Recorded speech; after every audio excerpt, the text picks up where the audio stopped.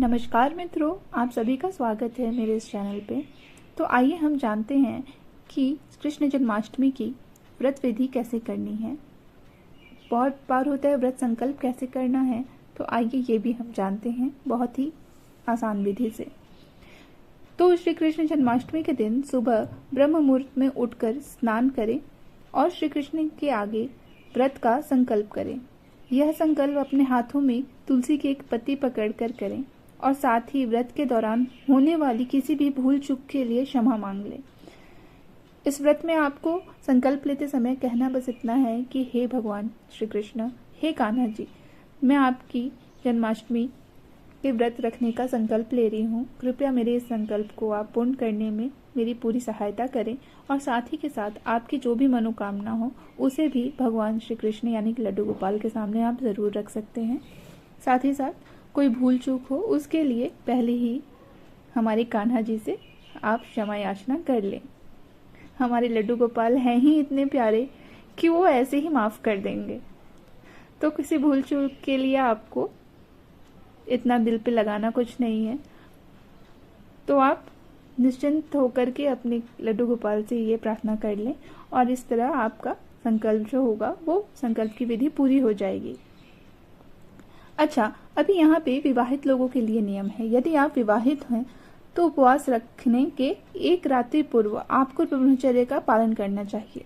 खासतौर पर रात्रि 12 बजे के बाद से ही आपका उपवास प्रारंभ हो जाता है और अगले दिन की रात 12 बजे ही श्री कृष्ण के जन्म के बाद ही खुलता है। श्री कृष्ण जी की पूजा। जन्माष्टमी के दिन आप भगवान श्री विष्णु जी की पूजा करें और उन्हें तिल अर्पित करें। वहीं मध्याह्न के समय खुद तिल के पानी से स्नान करें। ऐसी मान्यता है कि इस समय श्री कृष्ण की माता देवकी जी को प्रसव पीड़ा हो रही थी और फिर रात्रि में श्री कृष्ण का अवतार हुआ था। लक्ष्मी जी को प्रसन्न करने के उपाय।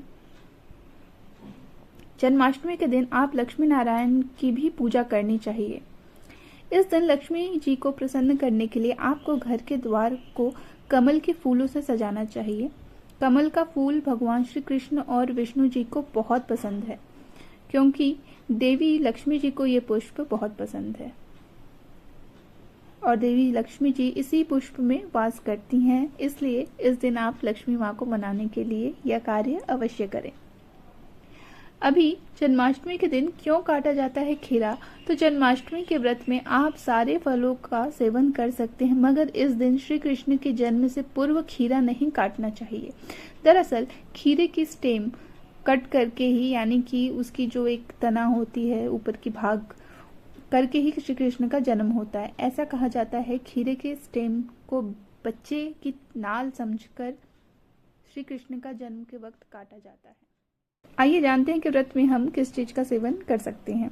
जन्माष्टमी के व्रत में आप फलहार ले सकते हैं। सुबह से रात तक आप फलों का सेवन करें। रात में आप साधारण भोजन करके व्रत खोल सकती हैं। वैसे जो लोग पूरे दिन व्रत रखना चाहते हैं वे लोग रात्रि भोजन में भी फल, दही, दूध आदि श्री कृष्ण को चढ़ाए प्रसाद का ही सेवन करें। और कई लोग इसे निर्जला व्रत भी रखते हैं। रात को 12 बजे ही पूजा करने के बाद जल को ग्रहण करते हैं। तो आप निर्जला व्रत भी रख सकते हैं। जिनसे ना हो सके वो फल फूल खा करके भी व्रत रख सकते हैं। शाम की पूजा के लिए क्या करें? तो शाम की पूजा के लिए श्री कृष्ण के जन्म दिवस पर आप व्रत रख रही हैं तो शाम की पूजा के वक्त आपको नए वस्त्र पहनने चाहिए। इस दिन आप मौन व्रत रखकर श्री कृष्ण के नाम का जप भी कर सकती हैं। यदि मौन व्रत नहीं रख रही हैं तो आप पूरे दिन श्री कृष्ण का नाम जप करते रहना चाहिए। इस दिन आप पानी में तुलसी की पत्ती डालकर उसके सेवन करें। इतना ही नहीं, आपको तुलसी की भी इस दिन विधि विधान से पूजन करनी चाहिए।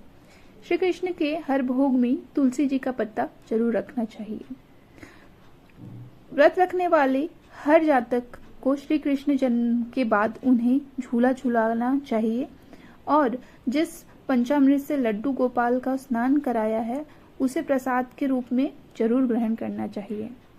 उम्मीद है कि आपको ये जानकारी पसंद आई होगी। अगर आपको ये जानकारी पसंद आती है तो हमारे चैनल को सब्सक्राइब करें और